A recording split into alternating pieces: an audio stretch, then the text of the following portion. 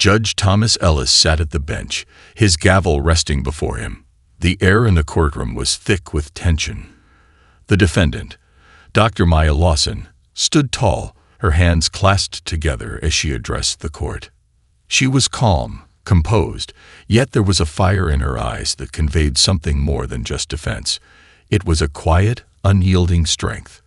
Dr. Lawson, a woman in her late 30s with sharp features and a presence that demanded attention, was no stranger to public scrutiny. A respected policy analyst and leader in various social advocacy initiatives, she had become a known figure for her stance on equality and justice. But today, she stood in front of Judge Ellis, facing a charge that seemed to have little substance, disturbing the peace at a community event. She had been present at a rally aimed at raising awareness for affordable housing, and though her actions had been nonviolent, they had sparked a brief disruption. As the prosecutor laid out the case, Judge Ellis watched intently, his face impassive. His reputation in the legal community was built on a straightforward approach to the law. He didn't tolerate what he saw as unnecessary noise or disorder, especially when it came to people challenging authority in public spaces. To him, law and order were paramount, and no one was above the rules. Dr. Lawson stood in stark contrast to the type of defendants he was used to handling, those who were often defensive or remorseful. She didn't beg for sympathy or attempt to explain herself with humility. Instead, her words were firm, almost strategic, as she calmly explained that the event was intended to raise awareness about an issue that had long been ignored. She spoke of the need for reform, for better policies that served the community, not just the elite. Her voice, though steady, carried a weight of conviction that echoed throughout the room. "Your Honor," she said, her gaze steady as she addressed Judge Ellis directly, "this fine is not just about my actions. It's about the voice of the people who are often silenced. Sometimes, disruption is the only way to make a point. We can't afford to sit idly by when real lives are at stake." Judge Ellis could feel the weight of her words, but he didn't flinch. He had heard similar rhetoric before. His role was to maintain the order of the courtroom, to follow the law, and he wasn't one to be swayed by impassioned speeches. He leaned forward slightly, eyes narrowing. His voice was measured as he spoke. "Dr. Lawson," he began, "I respect your right to express yourself, but there are ways to bring about change without causing disruption. The law must be upheld, and we cannot allow actions like yours to go unaddressed. You've been given the opportunity to speak today, but that doesn't give you the right to disrupt the peace." Dr. Lawson held his gaze, unflinching. She knew this was a battle, but not the battle. With a slight nod, she stepped back as the judge turned his attention to the paperwork in front of him. A moment of silence followed, thick with anticipation. Judge Thomas Ellis sat alone in his chambers, the sound of the gavel still echoing in his mind. He had delivered the verdict, a fine for Dr. Maya Lawson. No more, no less. It was a straightforward ruling, a decision based on his long-held belief in the need for order above all else. And yet, as the doors to the courtroom closed behind her, something about Dr. Lawson lingered in his thoughts. Her words, her poise, the way she spoke as though she had nothing to prove. It unsettled him in a way he wasn't used to. The fine was meant to send a clear message. No one was above the law. He had done his duty. And yet, as he shuffled through papers later that evening, the nagging sensation of something unfinished tugged at him. He couldn't quite put his finger on it. Maybe it was the way she'd addressed him so directly, or the sense that her calm confidence had been more than just a courtroom demeanor. She had seemed unshaken, almost as if she expected the fine, but with no hint of defeat. That night, while scrolling through his emails, Judge Ellis stumbled upon an article that made him pause. It was a legal publication, one that he occasionally skimmed for updates on judicial matters. But this article wasn't just about court rulings.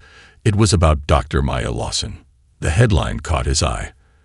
Dr. Maya Lawson, appointed chairperson of Federal Judicial Review Board. His stomach tightened as he scanned the article. He had known her name, of course. She was well regarded in the field of social justice and policy reform. But the weight of her position hadn't fully hit him until now. Dr. Lawson wasn't just another activist or public speaker. She was the chairperson of the very board responsible for overseeing the conduct of judges across the country. The same board that reviewed the decisions of judges like him. His fingers froze on the keyboard. The gravity of his mistake hit him like a punch to the gut. He had just found someone who held power over his professional future, someone who could potentially review his rulings and make recommendations that could change the trajectory of his career. For a brief moment, he wondered if this was some kind of cosmic irony. How had he failed to make the connection before?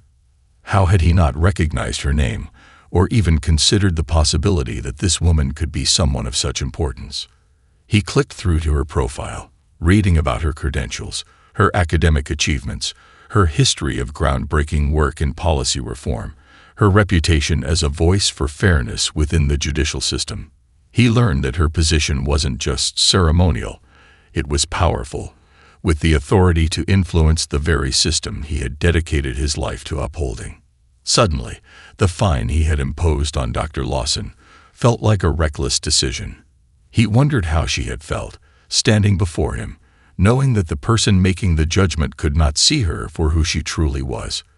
Was it even possible to salvage this situation?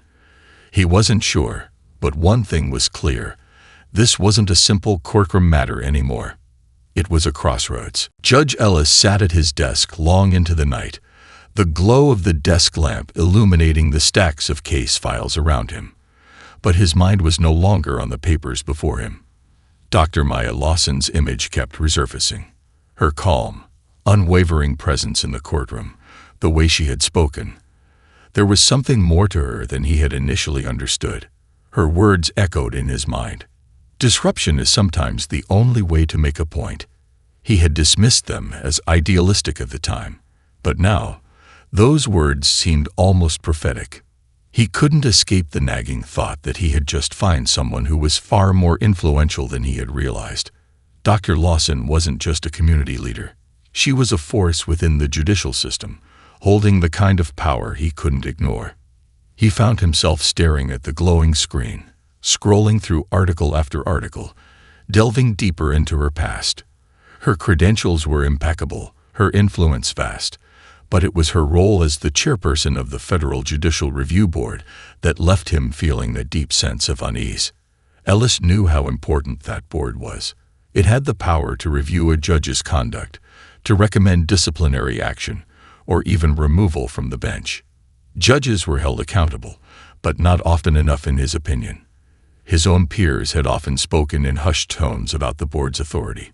Everyone knew that the board could make or break a career. And now, Dr. Lawson was the one leading that charge. He felt a cold sweat forming on his brow.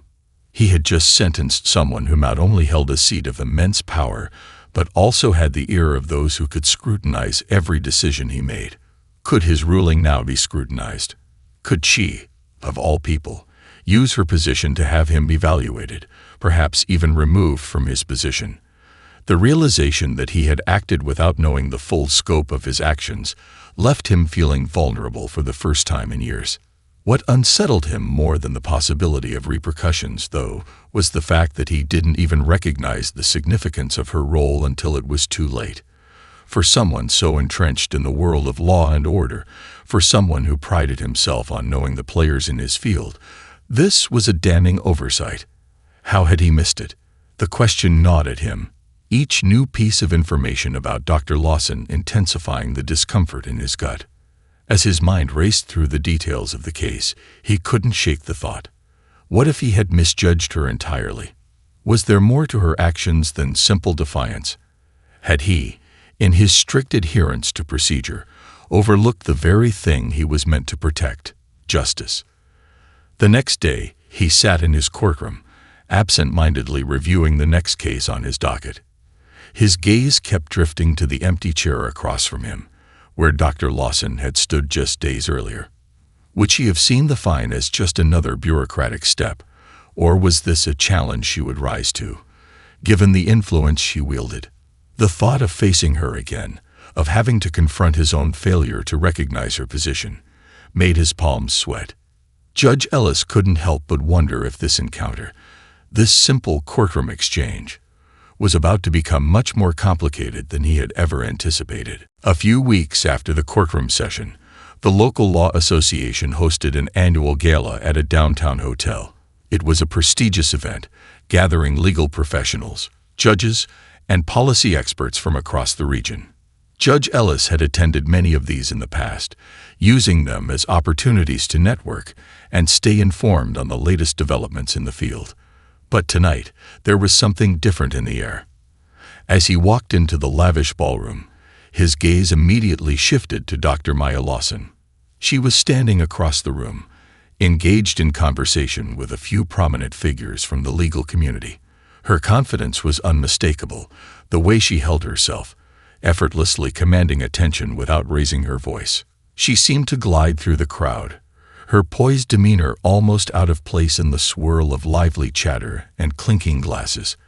Ellis had hoped to avoid an encounter with her, but the idea of running into her again was now an unavoidable reality.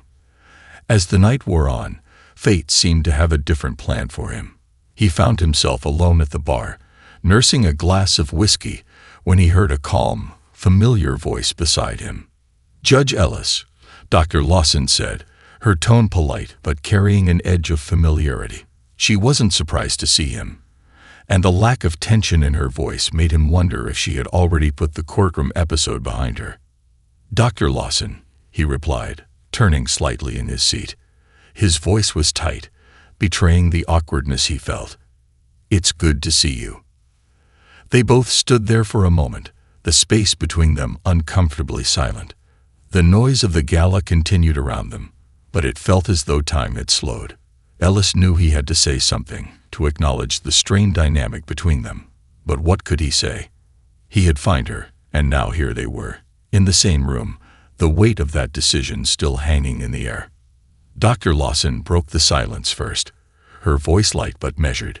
"I have to admit, I wasn't expecting to run into you here. It's an interesting place for a reunion, wouldn't you say?" Ellis could hear the subtle irony in her words, though it was spoken with a grace that made him feel even more out of place. He cleared his throat, trying to gather his thoughts. "I suppose I never imagined it either," he said, his voice betraying his unease. "But here we are." There was a pause before she smiled, a brief, knowing smile that didn't quite reach her eyes. "I've been thinking a lot about our last conversation. It seems there are many things I didn't make clear to you in that courtroom." Her tone was neutral, but Ellis couldn't help but feel a sense of weight behind her words. I made a mistake," he said, unable to hide the frustration in his voice. "I didn't realize who you were, what you represent, and for that I'm sorry." For the first time since their initial interaction, Dr. Lawson seemed to soften. She gave him a nod, acknowledging his words. "It's not about the fine, Judge Ellis. It's about what we stand for, and sometimes understanding the bigger picture is what helps us make better decisions." Her words lingered in the air like a challenge, and Ellis found himself momentarily speechless. This wasn't the conversation he'd expected, and yet it was exactly the one he needed. He could see that she wasn't looking for an apology. She was asking him to think deeper, to reevaluate his approach to the very system he had sworn to uphold. "Thank you," he finally said, his voice quieter now. "I think I understand what you're saying." Dr. Lawson gave him a slight nod, and without another word, she turned to rejoin the conversation. As she walked away, Ellis couldn't help but watch her, still processing what had just transpired. In that brief moment, he realized that this wasn't just a matter of one courtroom ruling. It was a moment that had the potential to shift something much larger, both for him and the justice system he served. And as the night continued, Judge Ellis found himself more aware than ever of the complexities of the world around him. The choices he made, the people he encountered, and the lessons that were just beginning to unfold. The days following the gala left Judge Ellis feeling more unsettled than ever. His mind often wandered back to that conversation with Dr. Lawson, replaying her words, her demeanor, and the quiet challenge she had laid before him. Understanding the bigger picture, Those words echoed in his thoughts, stirring a sense of discomfort that he couldn't quite shake. It wasn't just about the fine anymore. It was about everything he had built his career on. His convictions, his certainty, and his unyielding adherence to the rules. Was he wrong in everything he had believed? His routine began to feel like a series of motions rather than decisions. The cases on his docket that once seemed straightforward now held a deeper significance. As he reviewed files, he couldn't help but question the way he'd handled things in the past. How many decisions had he made simply because it was easier to follow procedure, to stick to the letter of the law, without considering the broader implications? Judge Ellis began to dig deeper into Dr. Lawson's work, reading articles, books, and interviews she had done. Her career was far-reaching, her influence undeniable. She had written extensively on policy reform and social justice, and her name came up frequently in discussions about judicial accountability. What struck him most was how often she had called for change within the system he so firmly believed in. She didn't just critique the system. She offered solutions, real, actionable steps to address the inequities she saw. And unlike many of his colleagues who had dismissed her as a radical voice, Dr. Lawson's ideas were gaining traction. Her influence wasn't just in the courtroom. It was shaping policy at the highest levels of government. His own reputation had been built on upholding the law in a way that left no room for deviation. But now he found himself questioning whether his rigid approach had led him to overlook the very things that were supposed to guide him: fairness, empathy, and the human experience behind each case. Ellis began attending workshops on judicial reform, discussions on racial equity in the courtroom, and seminars about the broader social context in which the law operated. He had never been one to participate in such activities, always believing they were unnecessary distractions. But now, with each lecture and conversation, something was shifting within him. He started to see the courtroom not as a place of absolute order, but as one where the law and the people who came before him intersected in ways he hadn't fully understood before. One evening, as he sat at his desk, reviewing a case involving a minor offense that was set to come before him the following week, he paused. The details seemed so trivial, so easy to pass judgment on.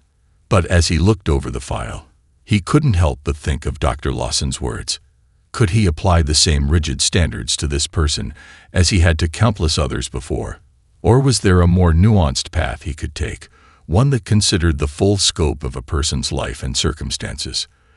The realization was sobering. He had been so focused on upholding the law, he had missed the point of it entirely. The law was meant to serve the people, not just to punish them. He couldn't ignore that anymore. A few weeks after the gala, Judge Ellis received an unexpected email that caught him off guard. The subject line read, "Invitation to participate in Judicial Reform Roundtable Discussion." At first, he almost ignored it, assuming it was just another routine meeting or seminar. But as he glanced at the sender's name, his heart skipped a beat. Dr. Maya Lawson. The email was formal but inviting. She was hosting a roundtable discussion on judicial reform, focusing on accountability and the need for more equitable practices within the legal system. The session was to be attended by judges, legal scholars, and policymakers, individuals who, like him, had the power to influence the course of justice in the country. He was surprised, but the invitation was clear. She wanted him there. For a moment, Ellis hesitated. He had attended events like this before, but always as an observer, never as someone who had to actively engage in discussions about change. His mind began to race. Was this a subtle way of confronting him? Had she invited him only to challenge his previous decisions to his face? Or was there another reason entirely? He pushed the doubts aside. This could be an opportunity for growth, a chance to move beyond his own rigid framework and hear perspectives that he hadn't considered before. And so, he accepted the invitation, with a sense of both anticipation and unease. The day of the roundtable, Ellis found himself standing outside a conference room in the heart of the city, a location that felt far removed from the courthouse he was used to. The atmosphere was unlike anything he had experienced before. The attendees, a diverse group of legal professionals, greeted each other warmly, exchanging ideas in an open and fluid manner. The sense of collaboration was palpable. Ellis, ever the skeptic, couldn't help but feel a little out of place. When he walked into the room, Dr. Lawson was already at the front, speaking with a group of colleagues. Her posture was confident but approachable, her voice carrying a calm authority. As soon as she saw him, her expression shifted slightly. There was no hint of the tension that had marked their first few encounters, no lingering animosity. Instead, she simply nodded in acknowledgement, a subtle invitation to join the conversation. Ellis took a seat at the table, feeling the weight of the room's attention. The discussion began with Dr. Lawson outlining the session's purpose, examining the ways in which the judicial system could better serve the people, with an emphasis on fair treatment for all individuals, regardless of background or status. She spoke with ease, her words measured but impassioned. Her ideas were not radical, but they were undeniably thought-provoking. Ideas that challenged the very foundation of the system Ellis had worked within for so long. As the discussion moved forward, Ellis found himself listening more than speaking. Dr. Lawson's points on bias in sentencing, the importance of empathy in decision-making, and the role of restorative justice made him question everything he had previously accepted as absolute truth. The judges and legal experts in the room seemed to nod in agreement, offering their own insights and adding to the conversation with a sense of shared purpose. Despite himself, Ellis felt a growing sense of humility. Here he was, surrounded by colleagues who, like him, had spent years in the system, but who were now openly discussing its flaws and their own roles in perpetuating them. There was no defensiveness, no walls between them, just a willingness to examine their work with honesty and openness. When Dr. Lawson finally turned to him and asked, "Judge Ellis, what are your thoughts on this approach?" Ellis was momentarily caught off guard. His first instinct was to remain silent, to retreat into his old certainties. But as he looked around the room, he realized that silence wasn't an option anymore. I think it's time we all took a closer look at how we do things," Ellis said, his voice tentative but genuine. "There's more to justice than the letter of the law. We need to start seeing the people behind the cases we judge." For the first time in years, Judge Ellis felt a shift inside him. It wasn't just a recognition of the flaws in the system. It was a recognition of his own role in it. And he knew that this conversation, this moment, would mark the beginning of something much larger than just a change in perspective. It was the start of a transformation, both for him and for the system he had long served. The roundtable discussion had left a lasting impact on Judge Ellis. Over the following weeks, he found himself reflecting on the conversations he had been a part of, particularly the points Dr. Lawson had made. Her vision for a more compassionate and nuanced justice system had stirred something deep within him, challenging the rigidity he had clung to for so long.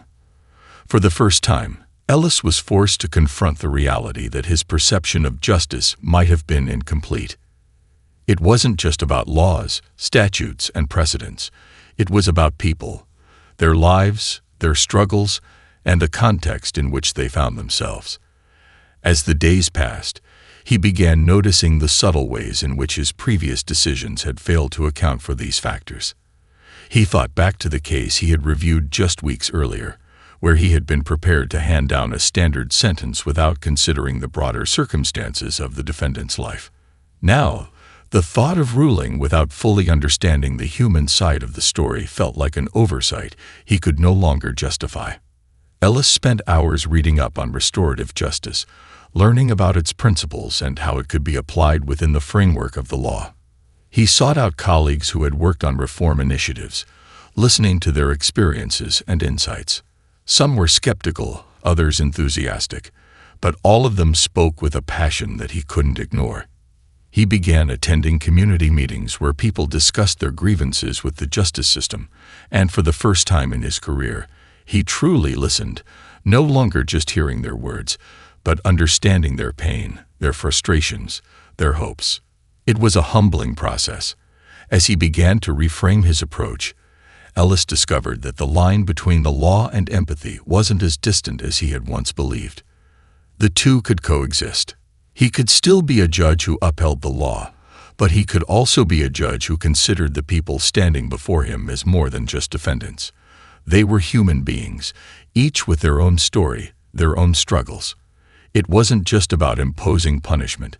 It was about creating opportunities for healing and growth.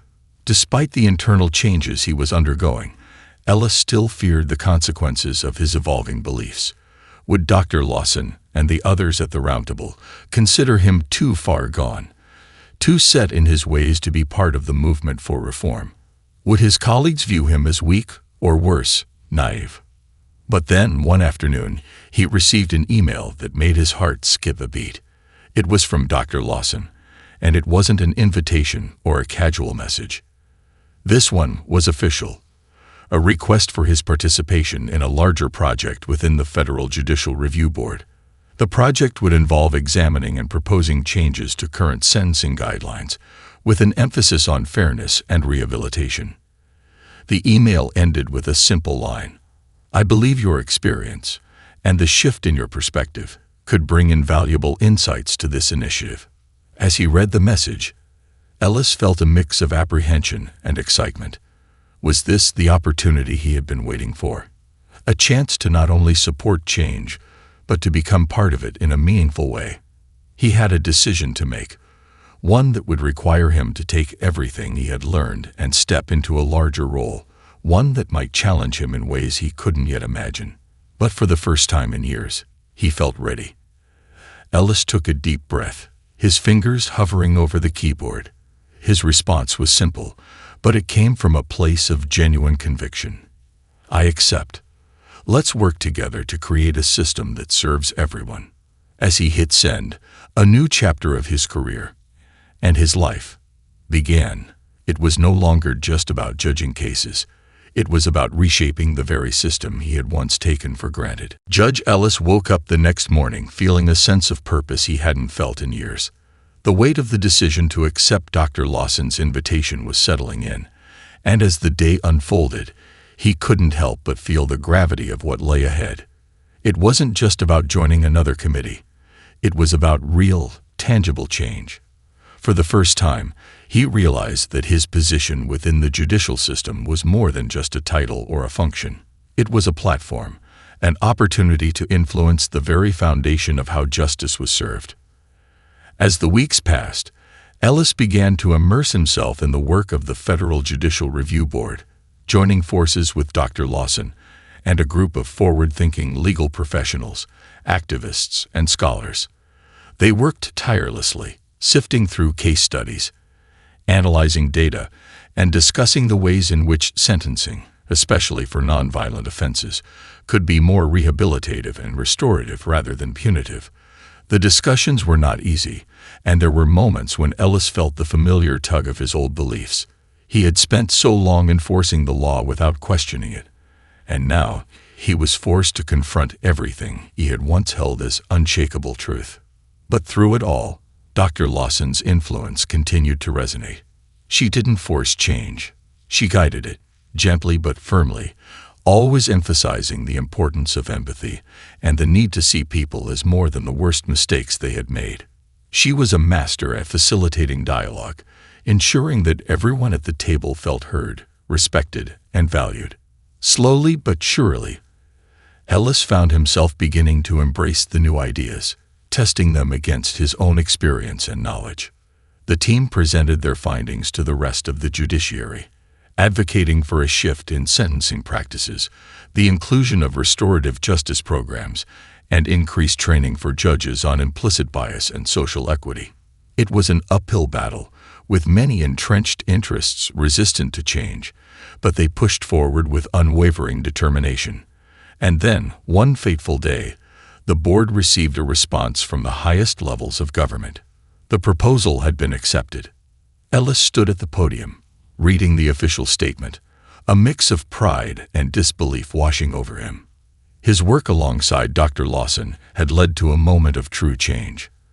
For the first time, he felt a sense of accomplishment that wasn't just about individual rulings or cases, but about a transformation that could ripple across the entire judicial system. His role in this new chapter, though small in the grand scheme, had meant everything. It had brought him full circle, where once he had believed in strict adherence to the law, he now believed in the power of compassion and reform. Later that evening, as Ellis sat in his office, looking out at the city lights, he reflected on the long journey he had taken, from the courtroom where he had imposed a fine on Dr. Lawson, to this moment where they were working together to change the system. He had learned that justice wasn't just about the letter of the law. It was about fairness, understanding, and the courage to admit when the system wasn't working for everyone. He smiled to himself, feeling a sense of peace that had eluded him for years. This wasn't the end of the journey. It was just the beginning. And for the first time in a long while, Judge Thomas Ellis felt hopeful about the future of justice in America.